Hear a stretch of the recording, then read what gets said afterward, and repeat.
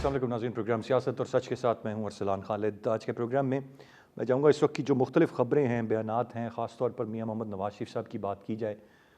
तो आज भी वर्कर कन्वेंशन से उनका खिताब था, जहाँ पर दोबारा से वो माजी के गिले शिकवे करते नज़र आए।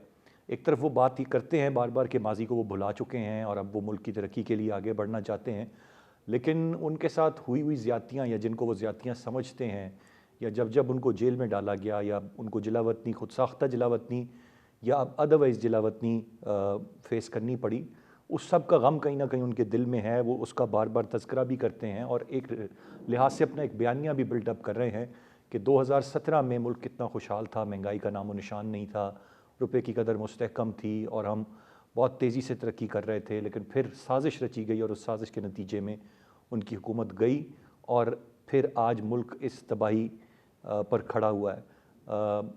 और ये वो बात करते हैं कि मुझको हटाकर जिसे लाया गया उसको लाने वाले ही इस तबाही के ज़िम्मेदार हैं। ये एक नैरेटिव है since he is back to Pakistan, जिसको वो ज़ोर शोर से आगे बढ़ा रहे हैं और आवाम को वो 2018 से 2023 तक का जो एक पाकिस्तान रहा है, उसमें जो कुछ रहा है उससे पीछे माजी में 2016 और 17 तक ले जाते हैं और कहते हैं कि ये सफ़र हमने दोबारा, अगर उन्होंने इंतखाबात जीतने हैं और इक़्तिदार में आना है, तो वहीं से शुरू करना है। दूसरी जानिब उन पर तनकीद है, उनको फेवर्स देने की बात है, एक तासुर के लेवल प्लेइंग फील्ड नहीं है। इलेक्शन कमीशन ऑफ पाकिस्तान ख़ुद कह रहा है कि निगरान हुकूमतें तमाम सियासी जमातों को इंतखाबी मुहिम के लिए यकसा मौक़े फ़राहम करें और फिर निगरान वज़ीर दाखिला सरफराज बुगटी को भी ये कहना पड़ता है कि सबके लिए लेवल प्लेइंग फील्ड है। ऐसा नहीं है कि हम किसी के साथ कोई एक्स्ट्रा फेवर कर रहे हैं, सबको बराबर के मौके दिए जा रहे हैं। तो ये ख़ुद एक तरह से इशारा है कि कहीं ना कहीं दाल में कुछ काला है। और जो नवाज शरीफ साहब के हिमायती हैं वो कहते हैं कि ये कोई एक्स्ट्रा फेवर नहीं है और ये अगर एक्स्ट्रा फेवर्स होती तो रेड कार्पेट के ज़रिए नवाज शरीफ साहब को वापस लाया जाता। ये तो बिल्कुल मामूल की बात है, लेकिन अदालतों से रिलीफ मिलना, फिर उनकी ज़मानतें, फिर सज़ा मअतली और अब चौथी मरतबा वज़ारत उज़्मा के मनसब के लिए राह हमवार होना यकीनन बड़ा वाज़ेह है कि आउट ऑफ द वे कुछ हो रहा है। इसके साथ साथ एक सिलसिला जो गुफ्तगू का 2 दिन कबल शुरू हुआ, जब आसिफ अली ज़रदारी साहब ने एक इंटरव्यू दिया और उसके बाद से पीपल्स पार्टी के अपने अंदर के कैंप से बहुत सारी बातें सामने आईं और ना सिर्फ ये बल्कि अब उसको कवर अप करने की भी बड़ी कोशिश की जा रही है, लेकिन वो मुकम्मल तौर पर कवर अप नहीं हो रहा। जिस तरह से अनट्रेंड का लफ्ज़ इस्तेमाल किया ज़रदारी साहब ने, ना तजर्बेकारी की बात की बिलावल साहब के लिए, और उससे पहले बिलावल साहब का जो बयान था बुज़ुर्गों के सियासत में होने के हवाले से, जो ख़बरें इतलात जो हैं, जो अंदरूनी ज़राए बता रहे हैं वो ये कि 2 कैंप्स में इस वक्त मामला बटा हुआ है और जो इख्तलाफात थे बुनियादी तौर पर वो आसिफ अली ज़रदारी साहब और बिलावल साहब के दरमियान कुछ पुराने साथियों से दोबारा रब्ते करने और उनको वापस ऑन बोर्ड करने के हवाले से। ज़रदारी साहब नहीं चाहते थे कि बहुत सारे उनके पुराने साथी जो बहुत शायद आगे जा चुके हैं उनसे दोबारा रब्ता करके वापस लाया जाए, लेकिन बिलावल साहब वॉज ऑफ द व्यू कि जिन लोगों ने उनकी वालदा मोहतरमा का साथ दिया है और जो पुराने साथी हैं उनको दोबारा ऑन बोर्ड करना चाहिए, उनके साथ दोबारा इंगेज होना चाहिए।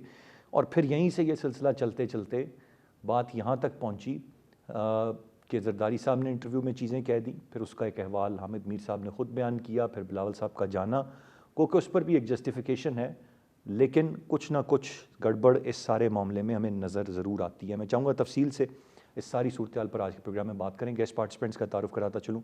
प्रोग्राम में हमें ज्वाइन कर रहे हैं मुबशर बुखारी साहब, सीनियर सहाफ़ी और तज्ज़ियाकार हैं, अंजुम रशीद साहब सीनियर जर्नलिस्ट और एनालिस्ट हैं, हमारे साथ प्रोग्राम में मौजूद हैं, और जुल्फ़िकार राहत साहब भी सीनियर जर्नलिस्ट और एनालिस्ट हैं, हमें प्रोग्राम में ज्वाइन कर रहे हैं। मुबशर बुखारी साहब, गुफ्तगू का आगाज़ आपसे करते हुए सर कैसे देखते हैं, सबसे पहले नवाज शरीफ साहब जो इस वक्त बयानात दे रहे हैं, क्या वो ये तासुर ज़ाहिर करने में कामयाब हो रहे हैं कि नहीं, वो अब लाडले नहीं हैं, सबके लिए लेवल प्लेइंग फील्ड है, या उनके जितने भी बयानात आ जाएं या उनकी जमात के, ये तासुर ज़ाहिर नहीं हो रहा? जी देखिए, कोशिश तो बहुत कर रहे हैं वो इस तासुर को ज़ाहिर करने की, लेकिन मेरा ख़्याल है कि ये तासुर ज़ाहिर होना मुश्किल है। उसकी बुनियादी वजह ये है कि देखिए मियाँ नवाज़ शरीफ ने लंदन से उड़ान भरने से कुछ अर्सा पहले कुछ बयानात दिए थे, जिसकी वजह से शहबाज शरीफ जो 1 दिन पहले ही लंदन से आए थे, उन्हें वापस लंदन जाना पड़ा। और उसके बाद इसहाक डार साहब ने लंदन से एक बयान दागा कि नवाज शरीफ ने अपने मामलात अल्लाह के सुपुर्द कर दिए हैं, यानी सबको माफ़ कर दिया और अब अल्लाह जाने और बाकी लोग जिन्होंने नवाज शरीफ के साथ ज्यादतियां की वो जाने। और इसी तरह का बयान शहबाज साहब ने फिर लाहौर आने के बाद दिया। और उसके बाद हमने देखा कि वो बयानिया में थोड़ी-सी तब्दीली तो नहीं मैं कहूँगा, ज़रा नर्म हो गया। वो शुगर कोटेड वर्ड्स में उन चीज़ों को दोहराना शुरू हो गए। लेकिन उसके साथ-साथ जो वो ये कहते हैं कि जी रेड कार्पेट वेलकम नहीं था, तो मेरे ख़्याल में वो रेड कार्पेट वेलकम ही था। और उनके आने से पहले एक ऐसी हुकूमत इंस्टॉल हो गई जिसको लीड कर रहे हैं काकड़ साहब। और काकड़ साहब जो है वो तो आप लोग गवाह हैं, जब लोगों को इंक्लूशन किया जा रहा था बलूचिस्तान से, बाप पार्टी के जैसे जाम कमाल साहब को मिलवाया गया तो काकड़ साहब उसमें मौजूद थे और बहुत सारे लोग। तो उससे तो ज़ाहिर यही होता है कि मियाँ नवाज शरीफ साहब को एक क्लीन चिट देनी थी, जिसके लिए अभी कोशिशें हो रही हैं। लेकिन वो जो बयानिया तर्क करके एक नया बयानिया मुस्तकबिल के हवाले से और नए मुस्तकबिल का एक जो वो चरागां करने की कोशिश कर रहे हैं, उसमें वो कामयाब नहीं हुए। डिस्पाइट द फैक्ट कि उनको वो तमाम लॉजिस्टिक्स हासिल हैं, जिसके तहत वो कहीं भी जा सकते हैं। लेकिन हैरानकुन बात ये है कि अभी तक आप देखें तो चैम्बर ऑफ कॉमर्स में या वर्कर्स कन्वेंशन से खिताब कर रहे हैं। और जी। वर्कर्स कन्वेंशन जो है वो एक लिमिटेड यानी इनवाइटेड लोगों को बुलाया जा रहा है उसमें। अभी तक सिवाय मीनार पाकिस्तान के उन्होंने किसी पब्लिक गैदरिंग से खिताब क्यों नहीं किया, ये भी एक सवालिया निशान है। लेकिन मेरे ख्याल में नवाज शरीफ साहब चूंकि दिल से उन्होंने अपना वो बयानिया उनको कलक है। और ये भी हकीकत है कि जिस तरीके से मियां नवाज शरीफ साहब पे केसेस बने और चले, उनकी मिसाल भी नहीं मुल्क में मिलती। और ये भी हकीकत है कि 2 दफ़े कन्विक्शन हुई, दोनों दफ़े बाहर गए। इसकी मिसाल तारीख में नहीं मिलती। वो मुबशर तो वो बुखारी साहब, कलक जो जो है बात उनके वो उनके लोगों से हुई है वो कहते हैं बस एक दो दिन की बात है, हतमी इंतखाबी शेड्यूल आ जाएगा तो फिर जलसों का भी एक पूरा जी, प्लान है, फिर वो जी, जलसों की जी, तरफ जाएंगे। अरसलान भाई असल बात जो है वो नवाज़ शरीफ साहब बार-बार चूँकि उनका कलक बड़ा दिली है और जेन्युइन रीज़न्स भी हैं उसमें। वो मतलब जिसे हम कहते हैं कि वो अ, बगैर दलील के नहीं, बगैर वजह के नहीं, उनके जो दुःख है, उनका मुदावा वो चाहते हैं। और वो चाहें भी तो उस नैरेटिव को नहीं भुला सकते, क्योंकि ये हकीकत है कि वो बेगम कुलसूम नवाज़ को छोड़ के आए थे, गिरफ्तार हुए। ये भी हकीकत है कि वो हमने बड़ा किस्सा सुना था वॉल्यूम 10 का, आपको याद होगा, पनामा लीक्स में। लेकिन एंड पे वो अकामा वाली बात भी एक हकीकत है। जी। इसके अलावा जो है चूँकि अल-अज़ीज़िया और एवन फ़ील्ड्स वाले मामलात में राइट। जो शरीक मुल्ज़मान हैं, वो बरी हो चुके हैं। तो ये जब तक वो उनके दिल में ये ज़ख्म रहेगा, तो किसी न कभी न कभी, कहीं न कहीं वो इसकी शिकायत करते नज़र आएँगे।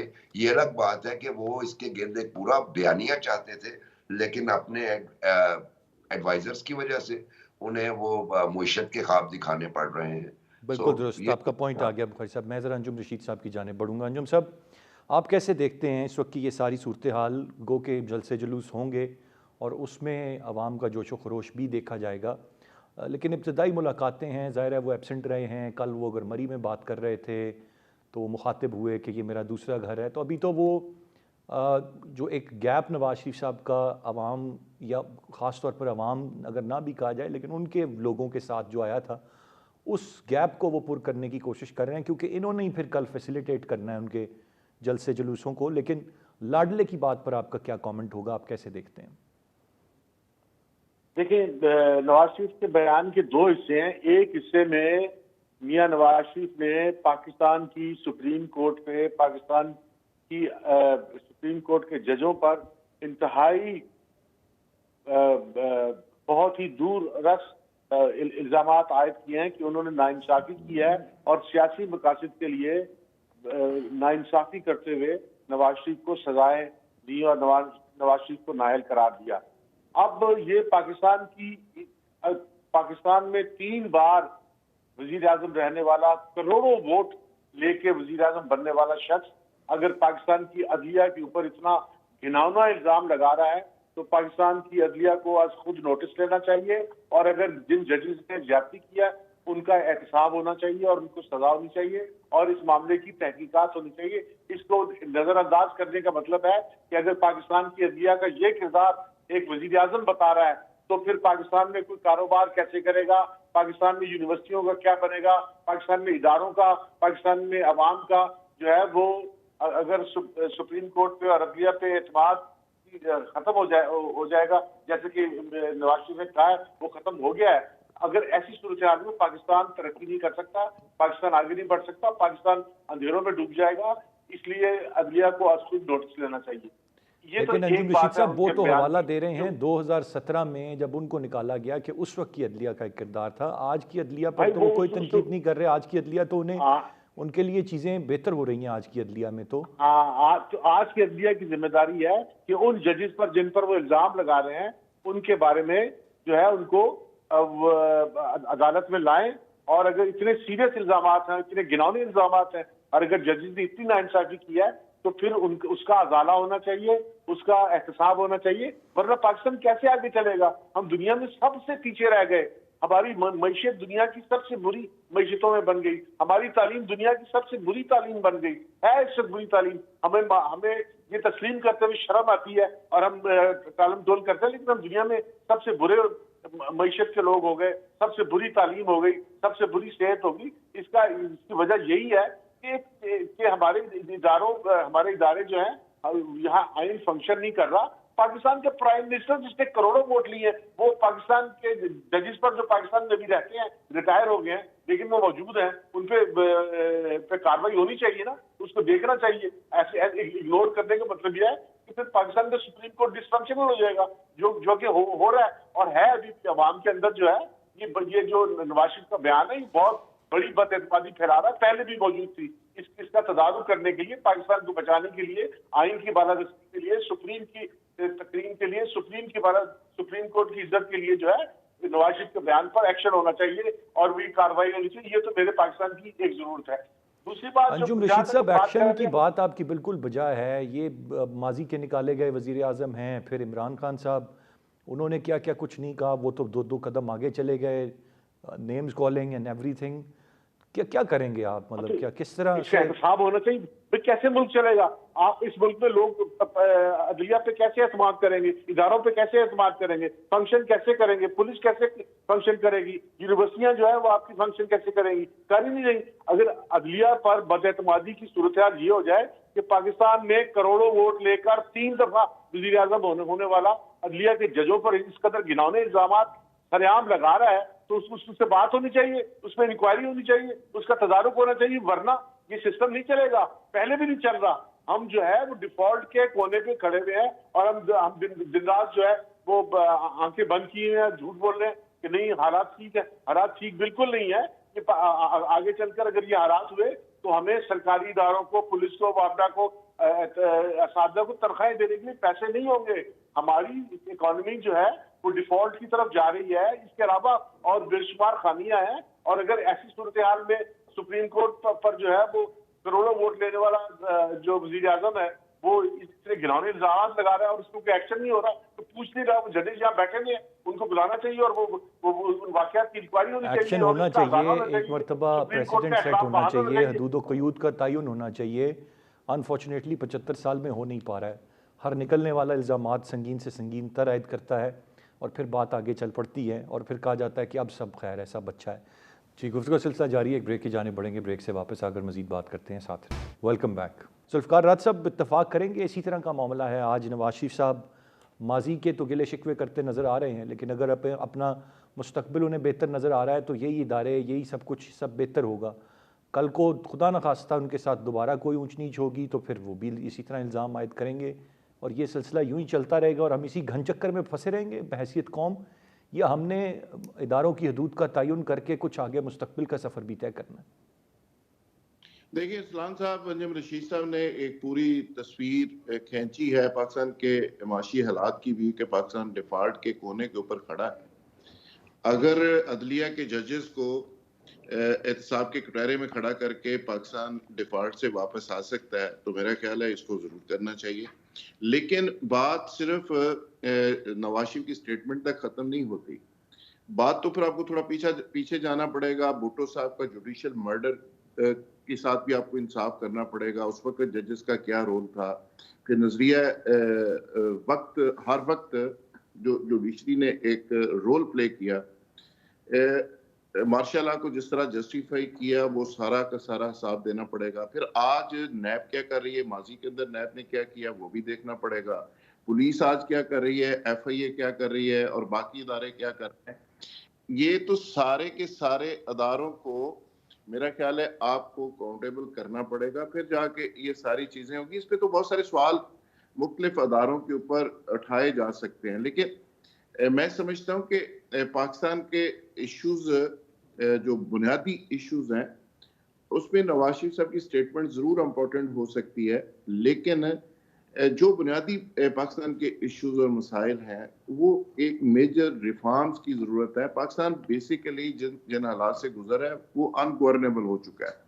मौजूदा जो सिस्टम है, जिस तरह पाकिस्तान की जुडिशरी बिहेव कर रही है, जिस तरह पाकिस्तान के मुख्तलिफ अदारे बिहेव कर रहे हैं, जब तक एक जिस तरह सीओडी हुआ था, चार्टर डेमोक्रेसी हुआ था, उस तरह एक सीओडी मैशत के ऊपर और एक पाकिस्तान चार्टर ऑफ पाकिस्तान नहीं होता तमाम पार्टीज के दरमियान, और कोई मेजर रिफॉर्म्स के ऊपर इत्तेफाक नहीं होता, तो मुझे नहीं लगता कि पाकिस्तान आगे बढ़ सकेगा जिन हालात के अंदर से पाकिस्तान गुजर रहा है। अब नवाज शरीफ साहब का एक मौकफ है, इमरान खान साहब का दूसरा मौकफ है, जरदारी साहब कुछ बोल रहे हैं। तो जो पॉलिटिकल सूरत हाल है पाकिस्तान की, इन हालात के अंदर पाकिस्तान मुझे आगे बढ़ता हुआ नजर नहीं आ रहा। और मिलियन डॉलर क्वेश्चन ये है कि इलेक्शन करवाने की जो बेसिक लॉजिक दी जा रही है, वो ये है कि इलेक्शन के नतीजे में पाकिस्तान के अंदर स्टेबिलिटी आ जाएगी।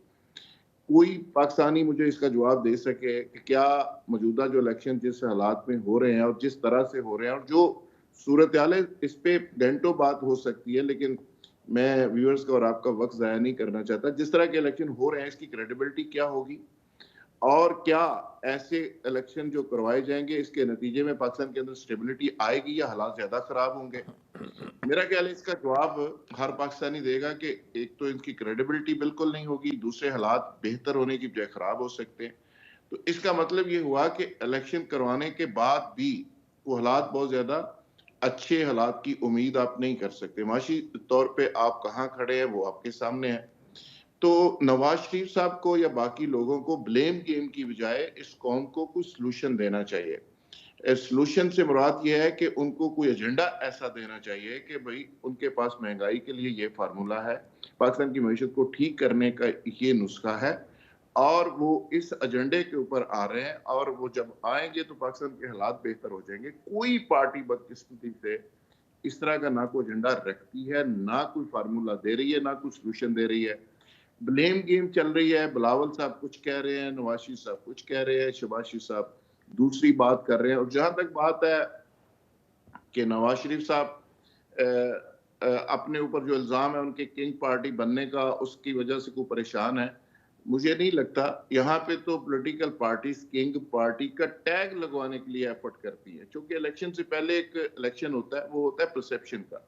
जी। तो वही पार्टी वो जीतती है जो कि एक पार्टी कहलवाती है। तो नून लीग ने तो बड़ी मेहनत करके ये टैग लगवाया है, वो टैग हटवाने की क्यों कोशिश करेंगे, बेवकूफ है वो सही तो सर, इस बिल्कुल। केस के ऊपर रौनक लगी है, रायवेंट में रौनक लगी है, मॉडल टाउन में, और हजारों की तादाद में एप्लीकेशंस आ गई हैं। अगर ये टैग ना लगता तो कितने लोग वहां पे जमा होते, कितने लोग अप्लाई करते, और क्या सूरत हाल होती, इस पे बात करने की जरूरत नहीं। थिंग्स दोनों वुड हैव मेरे बीन डिफरेंट। आप सही कह रहे हैं सर, पॉइंट आ गया। मैं ज़रा ये पीपल्स पार्टी के कैंप में क्या चल रहा है, मुबशिर बुखारी साहब कहते हैं कि एक ऐसी जमात है पीपल्स पार्टी जहाँ खुल्लम खुल्ला हर कोई बात करता है। चलो ये बड़ी पॉजिटिव चीज़ है। जो मेरी इतलात हैं वो लाहौर की दो शख्सियात से रब्ता हुआ बिलावल साहब का, दोनों वकला बरादरी से हैं, सीनियर लोग हैं, और ये नाराज़गी और ये जो एक मसला है दोनों बाप बेटे के दरमियान, ये वहाँ से शुरू हुआ है। ये मुझे कुछ सिंध के मेरे करीबी पीपल्स पार्टी के जो साथी हैं उन्होंने मुझे ये बात बताई है। क्या देख रहे हैं आप कि वाकई ऐसी कोई बात है, या बिलावल ड्राइविंग सीट पे ज़्यादा आ रहे थे, जरदारी साहब ने कहा नहीं it's time to tell you is the daddy, या ये कोई और गिमिक है जो पब्लिक समझ नहीं पा रही है? क्योंकि जरदारी साहब भी माशाल्लाह आपको पता है एक ज़हीन आदमी है, एक बड़े काबिल सियासतदान हैं और उनकी जो प्लानिंग होती है बड़ी देर से समझ आती है। ये है क्या, हुआ क्या है ये? मसला ये है कि आपने बीच में एक बात भी कर दी, तो मैं जरा इसको लिंक करता हूँ। ये आज की बात नहीं है, ये काफी अर्सा पहले की बात है, जब सेनेट के इलेक्शन हो रहे थे और उसमें अकील करीम डैडी को टिकट दिया गया, पीपल्स पार्टी की तरफ से अनाउंस कर दिया गया था। उस पे बिलावल ने स्टैंड लिया कि नहीं, ये टिकट अकील करीम डैडी को नहीं दिया जाएगा बल्कि ये आजिज धामरा साहब को दिया जाएगा। उस पे यही एहतलाफ हुए बाप बेटा में, जिसके नतीजे में लंदन जाके बिलावल बैठ गए और फिर आसिफ जरदारी साहब ने पीछे फोन किया। फोन सोर्सेस तो यही बताते हैं कि उन्होंने फोन भी अटेंड नहीं किया। फिर उनकी खाला जो है सनम भुट्टो, उनकी इंटरवेंशन से उन्हें यकीन दहानी कराई गई, जी टिकट आपकी मर्जी के मुताबिक दिया जाएगा। और इस तरीके से वो वापस है और आज सेनेटर आजिज धामरा जो है सेनेट में बैठे हैं। वहां से ये इब्तिदा शुरू होती है और बहुत सारे मामलात में बाप बेटा में, पार्टी मामलात में इख्तिलाफात होते रहे, क्योंकि बिलावल जो है वो ये समझते हैं और उनको मेरा ख्याल है वो ठीक तरीके से समझते हैं कि ये जो पीपल्स पार्टी है इसके पीछे एक आइडियोलॉजी थी। वो आइडियोलॉजी ये थी कि अवाम, ताकत का सरचश्मा अवाम है, और बेशतर उन्होंने कोशिशें की कि जो लोअर लेवल पे, लोअर स्ट्राटा पे जो पीपल्स पार्टी के लोग हैं उनसे टच बेस करें, लेकिन सिक्योरिटी रीजन के लिए उन्हें मना कर दिया जाता है। ये जिस वाक़े का तस्करा आपने किया, आपको सीईसी की कराची की मीटिंग याद होगी। उसमें बिलावल ने खुद फोन किया एतजाज अहसन साहब को और उन्हें बुलाया, और एतजाज अहसन साहब ने कहा कि ये मुनासिब होगा कि अगर मैं वीडियो लिंक के जरिए बात कर रहा हूं, तो उन्होंने कहा नहीं जी, आपकी प्रेजेंस की हमें जरूरत है। और वहां पे जी। जब पहुंचे तो कुछ, जैसे मैं नाम लिए देता हूं, मौला बख्श चांडियो साहब ने उठ के एतजाज अहसन साहब से कुछ कहना चाहा, और बल्कि कह भी दिया in presence of Asif Ali Zardari. फरियाद तालपुर भी मौजूद थी, जिसके जवाब में बिलावल एकदम खड़े हो गए। बिलावल ने उस वक्त कहा कि ये ऐसी बातों का वक्त नहीं है, हमने एतजाज साहब को बुलवाया है रिक्वेस्ट करके ताकि उनकी हम लीगल ओपिनियन लें इलेक्शंस के ऊपर। वो बिल्कुल बाकायदा सीना तान के एतजाज साहब के सामने खड़े हो गए, और थोड़ी देर बाद आसिफ जरदारी वहां से उठ के चले गए तबीयत की नासाजी की वजह से, जिसको किसी और तरीके से ट्रांसलेट किया जा सकता है कि हो सकता है तबीयत उनकी नासाज ना हो, बल्कि शायद इस जेस्चर की वजह से गए हो। अच्छा, ये जो अब इसको लिंक करते हैं इस बात से, मतलब अगर मैं इसको इस तरह देखूं कि उन्होंने एक ऐसे लीडर को जो कि अपनी क्रेडिबिलिटी स्टैब्लिश कर चुका है, जिसकी ईवान में तकारीर बड़ी शानदार थी, जिसकी इंटरनेशनल फोरम पे न्यूज कॉन्फ्रेंसेस इंतहाई शानदार थी, उसके बाद आसिफ जरदारी साहब जब बिल्कुल साइलेंट बैठे हुए थे, और जब नजर आ रहा था हमें भी और हमारे बहुत सारे पीपल्स पार्टी के दोस्तों को भी कि सिंध में कोई गड़बड़ होने जा रही है, उस वक्त बिलावल ने एक इंतहाई वाइज और तमाम सिक्योरिटी कंसर्न्स के बावजूद जो किया कि एबटाबाद से अपना कन्वेंशन शुरू किया, कैंपेन शुरू की जाके आउट ऑफ सिंध। जो पहला पड़ाव डाला एबटाबाद में डाला, एबटाबाद से मर्दान गए, मर्दान से नौशहरा, दीर, चित्राल, और अभी मैं इत्तेफाक की बात है कि जिस दिन वो चित्राल में जलसा कर रहे थे उसी दिन मेरी बात हुई पीपल्स पार्टी के साहब से, तो उन्होंने कहा कि नहीं, आप बिलावल कराची जाएंगे, फिर कराची उन्होंने कुछ मीटिंग्स करनी है और उसके बाद वो कोयटा जाएंगे। सही, जरूर। और सडनली इस प्रेस कॉन्फ्रेंस के बाद वो दुबई चले गए हैं, जिसके बारे में कहता है नहीं, वो इंटरव्यू तो बाद में हुआ। उन लोगों की इत्तला के लिए अर्ज है कि इंटरव्यू एक दिन पहले रिकॉर्ड हुआ था, जिसके फिर कुछ उसके हवाले से खबरें उस चैनल ने मिड डे में ही शुरू कर दी थी चलानी। अच्छा, ये इसमें बड़ा तजाद है मुशर्रफ भाई, क्योंकि जो क्लेम किया गया है, जो जर्नलिस्ट हैं सीनियर जिन्होंने इंटरव्यू लिया, वो कह रहे हैं कि 5 बजे से 7 बजे तक रिकॉर्ड हुआ था और साथ साथ ग्रैब हो रहा था और फिर ऑन एयर हुआ, और जब ऑन एयर हो रहा था तो वो वहीं बैठे हुए इंटरव्यू साथ देख रहे थे उनके। ये उन्होंने फिर खुद एक जी, मैं अर्ज किए देता हूं, अगर आप उनकी वेबसाइट पे जाएं तो इसका जो इंटरव्यू का पहली समरी जो आई थी वो अराउंड 4 आई थी, तो फिर आप खुद ही देख लीजिए तजाद कहाँ पे है और कैसे है, इसके बारे में तो फैक्ट चेक करना पड़ेगा। राइट, दुरुस्त कह रहे हैं आप जी। गुफ्तगू का सिलसिला जारी है, एक ब्रेक की जाने बढ़ेंगे, ब्रेक से वापस आकर मजीद बात करते हैं।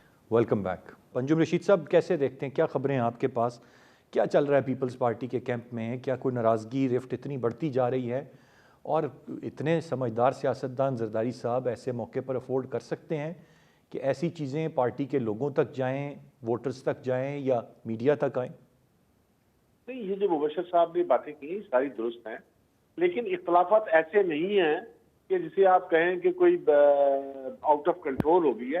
असल में ये दो अलग जो जरदारी साहब कोशिश कर रहे हैं कि जो आइंदा निज़ाम बने वो एक मुस्तहकम निज़ाम बने और उसके अंदर जरदारी साहब और पीपल्स पार्टी को जितना शेयर मिले वो उस शेयर को जो है वो उसको अदम इस्तेहकाम का शिकार करने से गुरेज करना चाहते हैं और वो चाहते हैं कि तनकीद हो लेकिन आइंदा सिस्टम जो है उसका इस्तेहकाम खतरे में ना पड़े। सिस्टम जो है वो जू का तू रहे, लेकिन बिलावल साहब जो हैं वो थोड़े से एग्रेसिव हैं और उनके एग्रेशन से जरदारी साहब को ये खतरा महसूस हो रहा है कि कहीं जो इस इलेक्शन के बाद जो सूरत बननी है वो अदम इस्तेहकाम का शिकार ना हो जाए, क्योंकि अगले इलेक्शन में सिंध में तो उनकी गवर्नमेंट नहीं है।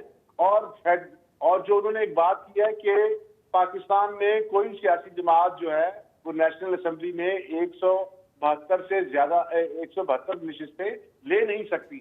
ये एक ऐसी हकीकत है जो आम आदमी को नजर आ रही है कि कोई एक जमात जो है वो मेजोरिटी जमात अभी तक की सूरत हाल में मेजोरिटी वोट नहीं ले पाएगी। तो जरदारी साहब को नजर ये आ रहा है कि सिंध में उनकी गवर्नमेंट बन जाएगी और फेडरेशन में भी उनको शेयर मिल जाएगा, और वो जितना भी शेयर मिल जाए जरदारी साहब उस पर तनाव चाहते हैं, उसको जो है वो डिस्ट्रॉय करना नहीं चाहते। लेकिन बिलावल साहब जो है वो ज्यादा शेयर के लिए जिस एग्रेशन का मुजाहरा कर रहे हैं उससे खतरा ये है कि अगला सिस्टम ही कहीं अदम इस्तेहकाम का शिकार ना हो जाए और ये सिस्टम जो है ये एक अदम इस्तेहकाम की वजह से इसको नुकसान ना हो जाए। लेकिन जरदारी साहब चाहते हैं कि अगला सिस्टम जो है वो मुस्तहकम रहे और सिंध में की गवर्नमेंट बने और फेडरेशन में उनको शेयर मिल जाए, जितना भी मिले वो उसके अंदर खुश रहना चाहते हैं। लेकिन जरदारी साहब जो आसिफ जो बिलावल कर रहे हैं उसमें थोड़ी खतरनाक है।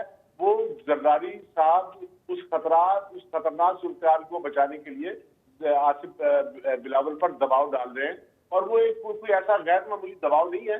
वो एक बाप बेटा भी हैं और एक दोस्त भी हैं, लेकिन दो अलग अलग ज़हन हैं, अलग अलग सोच रखते हैं। वो तो हर जगह अलग अलग सोच रखते हैं। ये मुबशर मेरा छोटा भाई है, लेकिन मैं इससे अलग सोच रखता हूँ। इसका मतलब ये नहीं है कि मैं इनका मुखालिफ हूँ, ये मेरे दोस्त हैं, बहुत से दोस्त। आप दुरुस्त कह रहे हैं, मुखालिफ सोच बिल्कुल एक चीज़ है, उसकी अक्कासी करना वो भी बिल्कुल एक किसी भी शख्स का पूरा राइट है। लेकिन यहाँ पर बात वहाँ से नहीं कि वो नातजर्बेकार हैं, बात उनकी ट्रेनिंग मुकम्मल ना होने या अभी अनट्रेंड कह देने पे। जब बिलावल साहब अपने आप को वज़ारत उज़्मा को उम्मीदवार प्रिटेंड कर रहे हैं, पेश कर रहे हैं, और उन्हीं के वालिद कह रहे हैं कि नहीं, is not ready for that role, तो ये बहुत बड़ा सवाल खड़ा करती है और कोई चीज़ नहीं इतना बड़ा सवाल खड़ा करती। जुल्फ़िकार राज साहब, क्या राय होगी आपकी इस सारे मामले पर, आप कैसे देख रहे हैं? देखिए, जो पाकिस्तान के अंदर पॉलिटिकल सिनेरियो जो बना हुआ है इसमें जरदारी साहब का जाहिर है एक एक्सपीरियंस है पीछे, और बिलावल साहब थोड़े जज्बाती भी हैं। लेकिन बिलावल साहब जो बात कर रहे हैं वो पब्लिक पल्स की बात कर रहे हैं। वो समझ रहे हैं कि यूथ किस साइड पे जा रही है और पुराने स्टेटस को से थोड़ा सा उनको अलग होकर ये बात करनी पड़ेगी, तो उसके नतीजे में नया जो वोटर है उसको अट्रैक्ट करना पड़ेगा। मेरा ख्याल है कि पाकिस्तान की जो सिचुएशन बनी हुई है कि नवाज शरीफ साहब बाहर जब गए थे तो 9 करोड़ वोटर थे, जब वापस आए तो 12 करोड़ वोटर हैं। वो जो 3 करोड़ वोटर्स हैं जिनकी उम्र 18 साल से 25 साल के दरमियान है, और कोई 5.25 करोड़ वोटर्स हैं जिनकी उम्र 18 साल से 35 साल के करीब है, इसके दरमियान वाले। वो 5.25 करोड़ जो वोटर है ना, वो सबसे बड़ा मसला है पॉपुलैरिटी के हवाले से भी और स्टेटस को की जो जमातें हैं उनके हवाले से भी। तो बेसिकली इसके दरमियान जो मुझे नजर आ रहा है वो ऐसे नजर आ रहा है कि हमारी जो पॉलिटिकल लीडरशिप है वो अरसलान खालिद साहब वो 20वीं सदी में खड़ी है और जो वोटर है वो 21वीं सदी में पहुंच चुका है। एक जनरेशन गैप है और डिस्कनेक्ट है बहुत ज्यादा। राइट। तो बिलावल साहब उसको ब्रिज करने की कोशिश कर रहे हैं और इस पे एतजाज एहसन साहब की पिच के ऊपर वो जाके कुछ बातें कर जाते हैं और ये एक प्लान का हिस्सा है जरदारी साहब का और बिलावल साहब का। मुझे कोई नाराजगी नहीं लगती। जिस तरह नूली के अंदर आप देखते हैं गुड कॉप और बैड कॉप का एक खेल एक अरसे से चल रहा है शहबाज साहब और नवाज साहब के दरमियान, तो उसी तरह का मुझे कोई अरेंजमेंट लग रहा है। कोई मुझे इस पे कोई उस तरह की नाराजगी या उस तरह की सूरत हाल मुझे नजर नहीं आ रही। मतलब ये आपके ख्याल से मामूल की बात है, इसमें कुछ नथिंग सीरियस अबाउट इट, आप ये समझते हैं जुल्फकार साहब? मेरा ख्याल राइट। बहुत सारे सवालात, बहुत सारे कंसर्न्स, चीज़ें ज़रूर उन्होंने जन्म लिया है और गो के इस सारे मामले को यही बात कहकर पीपल्स पार्टी अब शायद उस वक्त जज्बात में दोनों ही कुछ ना कुछ कह गए। जरदारी साहब भी जो कि जज्बाती नहीं होते, लेकिन कहीं ना कहीं उनकी ईगो शायद हर्ट हुई होगी कि उन्होंने भी एक इस तरह का स्टेटमेंट दिया और उसके बाद अब चीज़ों को सेटल डाउन करने की कोशिश की जा रही है। लेकिन ओवरऑल ये बहुत अच्छा नहीं है। अगर हम देखें तो ये पाकिस्तान पीपल्स पार्टी के लिए बहुत अच्छा नहीं है। इस वक्त मुल्क इंतखाबात की जानिब बढ़ रहा है। उम्मीद करते हैं कि बेहतर शफाफ इंतखाबात हों, अवाम मुंतखब करें और जो भी इक़्तिदार संभाले वो मुल्क को मसाइल से निकालने में कामयाब हो। तीनों रिस्पेक्टेबल गेस्ट का बहुत शुक्रिया। आज के प्रोग्राम से इतने। एहसान खालिद को इजाज़त दीजिए। अल्लाह ने के बाद।